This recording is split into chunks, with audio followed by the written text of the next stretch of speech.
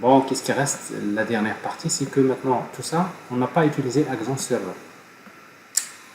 Alors maintenant, pour pouvoir utiliser Axon Server, parce que tout ça, c'est en fait, on utilise une mémoire, soi-disant, Event Bus, qui est fournie par défaut. Donc, si vous vous rappelez bien, dans le POM XML, nous avons omis dans Axon, nous avons utilisé exclusion.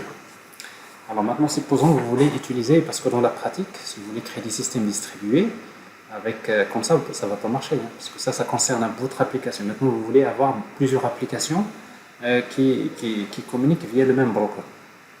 Alors ici, donc, vous allez mettre ça en commentaire. Je vais arrêter. On va mettre cette partie-là en commentaire.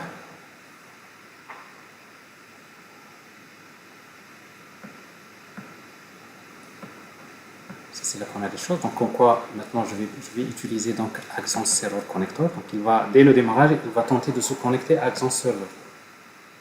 Je vais actualiser. C'est la première des choses. Deuxième des choses, il faudrait démarrer le serveur. Mais avant de démarrer dans le fichier Application Properties, il faut d'abord ces propriétés Axon Server Enabled Attrue. Dans ces dernières versions, il ne le fait pas automatiquement, il faut l'activer. C'est-à-dire, vous lui dites, voilà, donc il faut le mettre à true pour lui dire, dès le démarrage, tu cherches le serveur. Par défaut, le serveur se trouve en localhost, sinon vous ajoutez la propriété Axon servers égale localhost, sinon vous mettez l'adresse IP de Axon. Et cette propriété-là, vous n'avez pas besoin pour le moment. Et avec ça, si vous démarrez, maintenant il vous faut le serveur. Alors maintenant pour le serveur, il faut le télécharger. Et en principe, vous pouvez le chercher ici. Axon Server Download.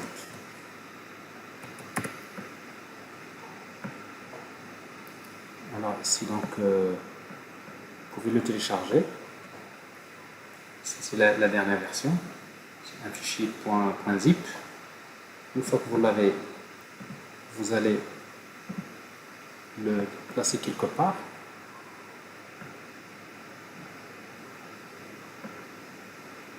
Alors moi je l'ai placé dans le dossier Tools. J'ai Axon Quick Start, ici c'est le fichier .zip. J'ai fait extraire ici tout simplement.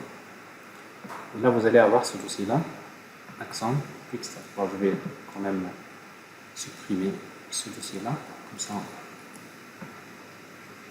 je pense qu'il est déjà démarré, donc je peux le supprimer. Je le supprime et je fais extraire ici. Et après vous le démarrez. Alors pour le démarrer, CMD, donc Tools, Axon. Dans Axon, vous avez un exemple d'application, vous avez le dossier Axon Framework qui vous donne les librairies. Si vous voulez avoir les librairies du framework, qui sont là. Là, on n'en a pas besoun parce que nous avons utilisé Maven, donc on a les librairies qu'il faut. Et après, nous avons Axon Server. C'est ce qui nous intéresse ici. Je vais utiliser donc CD Axon Server. Et je vais l'exécuter. Pour cela, il suffit d'exécuter avec Java, .jar, Axon Server.jar, c'est tout. Alors ça, c'est pour démarrer donc Axon Server. Alors, en fait, Axon Server, si vous voulez, vous consultez la documentation, il a une console d'administration, il expose des API REST, soit il expose ses fonctionnalités d'administration soit via REST ou bien également via gRPC. Donc, vous avez en fait, c'est pour cela d'ailleurs quand il démarre, il y a deux ports qui sont utilisés. Il y a le port, on peut le voir à un moment donné, il y a le port, je pense que c'est démarré. Voilà. Alors ici, donc il ne l'affiche pas. Le port c'est 24. Si vous voulez consulter le serveur, vous mettez localhost 8024 et vous avez la partie dashboard. Alors ici, donc, ce que vous pouvez voir déjà, ici, vous pouvez voir, ici, donc, HTTP port, c'est 8024. Si vous voulez travailler avec gRPC, le port, c'est 8024.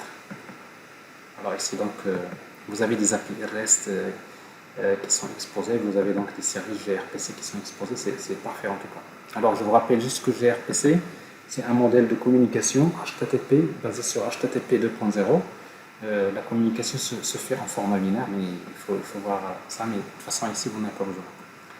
Alors ici, donc, si vous regardez donc Overview, vous pouvez voir pour le moment vous avez votre serveur, et dès qu'il y a des applications qui démarrent et qui se connectent vers le serveur, on peut les voir ici directement. C'est ce qu'on va voir.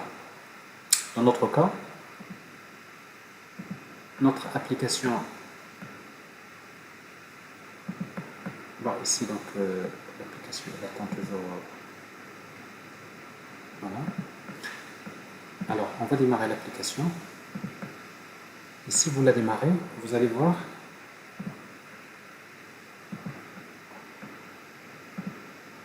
voilà. Alors, dès qu'il démarre, à un moment donné, vous allez voir l'instance d'application, si tout se passe bien.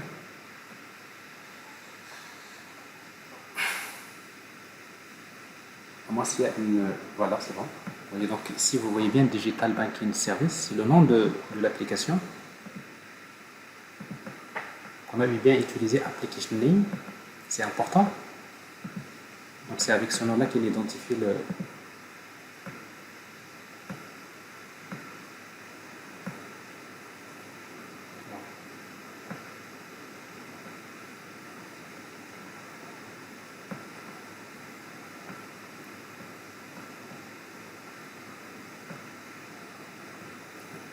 Alors, qu'est-ce qui se passe? Overview.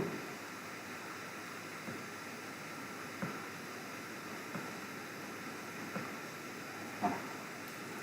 Alors, donc ça, c'est l'application une instance. Alors, si... bon, parce que j'ai cliqué sur... c'est pour cela.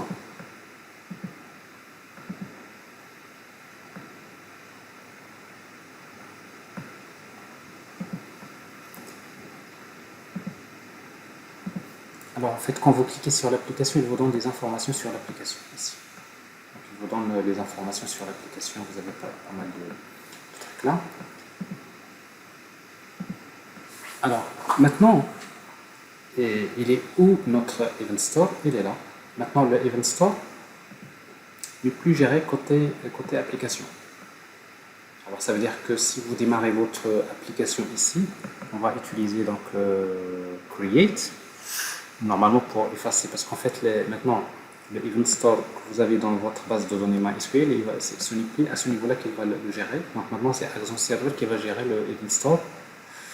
Et si vous faites par exemple, on va tester, si vous envoyez une commande, vous allez voir qu'il y a un petit problème que j'ai constaté dans ces dernières versions. Alors je fais par exemple, je vais créer un compte, je commence à créer un compte ici. Je pense qu'il faudrait changer pour ne pas avoir de problème. Je vais changer carrément la base de données, comme ça vous pouvez voir Digital BK2. Ok. Ici je vais utiliser donc Update. Ce qui fait la base de données, on va créer une nouvelle base de données. Alors ici donc la base de données, on va l'appeler DB, je sais pas. C'est Digital BK2.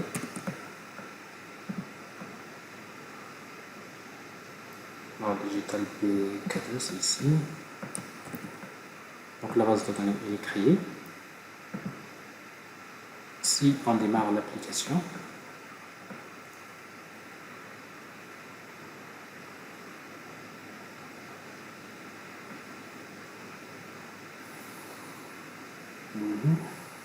une fois que vous démarrez l'application, si vous regardez la base de données, cette fois-ci vous allez, vous voyez, donc vous voyez pas en fait la table, comment dire, store, event store entry, c'est-à-dire que là, il n'est plus là.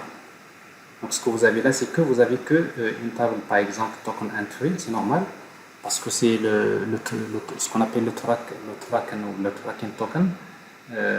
Il est enregistré dans la base de données de l'application, parce qu'il doit enregistrer comme quoi, jusqu'à quel point il a consommé les événements. Donc ça, si vous voulez rejouer les événements, donc ça se fait ici.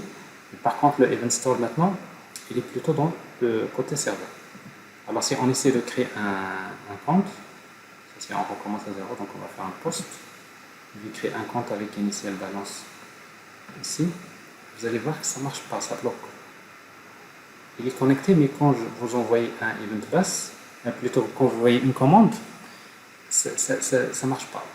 Alors, en tout cas, donc, dans cette version, vous allez attendre beaucoup de temps. Après, il va vous dire que le timeout a expiré. Alors, en fait, pourquoi parce qu'en fait, par défaut, dans cette configuration, donc il faut en fait, le event bus, le bus d'événement, plutôt commande bus. Hein, parce que là, on est en train d'envoyer une commande bus. Si vous voyez ici, alors ça c'est juste on a reçu la requête, mais de toute façon la requête va échouer, non?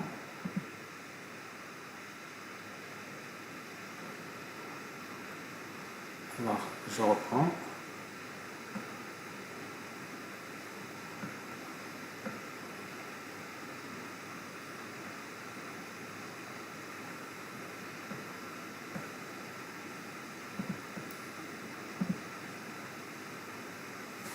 Oui, donc ça, vous avez un problème de timeout, il n'arrive pas à se connecter vers le serveur, il n'arrive pas à mettre la commande sur le bus de commande. Alors pour éviter ce problème-là, quand vous utilisez le serveur, vous avez besoin dans votre application de créer un bin qui est commande basse. Alors, il faut voir dans la documentation, il existe plusieurs implémentations de commande basse à utiliser, parmi lesquelles il y a tout simplement.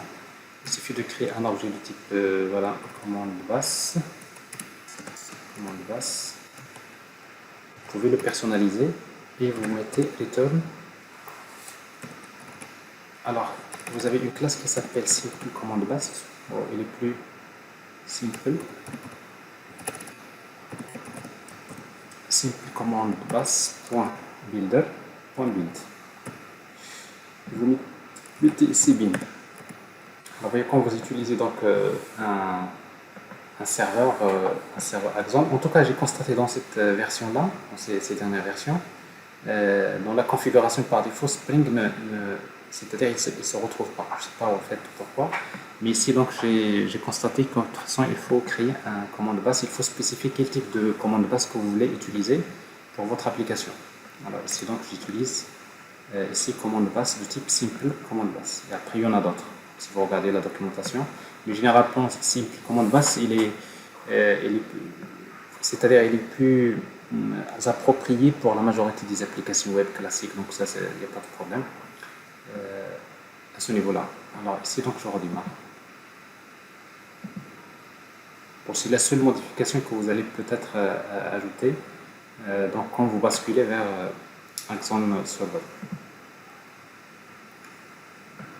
Alors maintenant, si vous faites ça, si vous tentez d'ajouter un compte, et donc ça marche, il n'y a pas de problème.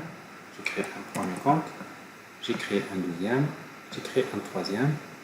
Maintenant, si vous regardez votre serveur, vous pouvez regarder ici déjà les commandes, il détecte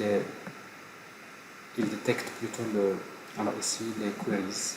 Voilà, donc là il détecte les queries que vous avez dans votre application, vous avez les search, voilà, les événements.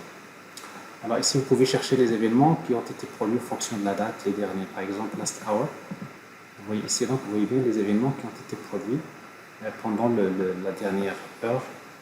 Ici vous avez ici donc les événements de création. Alors si vous voulez voir chaque événement ce qu'il contient, hop, cliquez dessus, vous voyez, ça c'est plutôt event identifier, le type de l'agrégat, donc tout ce qu'on a vu tout à l'heure dans la base de données. Vous voyez donc le payload c'est en format XML. Donc ici, c'est bien le format XML, c'est-à-dire le payload de l'événement est stocké en format XML.